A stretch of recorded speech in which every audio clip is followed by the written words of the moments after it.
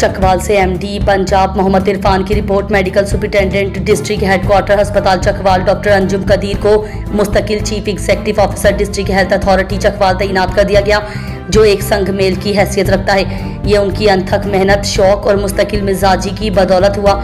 Doctor Anjum Qadeer district अस्पताल चकवाल में MS की ड्यूटी भी सरअंजाम दे रहे हैं। उनका शुमार महकमा हेल्थ के इंतहाई काबिल, ईमानदार और तजुर्बाकार ऑफिसर्स में होता है। डॉक्टर अंजुम कदीर को सीईओ हेल्थ चकवाल तैनात होने पर दोस्तों का ताना बाना लगा हुआ है। डॉक्टर अंजुम कदीर के सीईओ हेल्थ चकवाल तैनाती के बाद डॉक्टर शेख रफ्तार हुसैन को मेडिकल सुपरिटेंडेंट डिस्ट्रिक्ट हेडक्वार्टर अस्पताल चकवाल तैनात कर दिया गया। फखर न्यूज़ के सीईओ मलिक नसीर अहमद और MD Sindh Syed Farhat Abbas, divisional bureau chief Mahnaz Farhat, MD Punjab Malik Irfan और सऊदी अरब से तनवीर अहमद फहद जमाती, जद्दा से कैसर इखलाक, मक्का मुकर्रमा से मुदस्सिर लतीफ़ और राजा रियाज ने अपने पैगामात में दिली मुबारकबाद दी।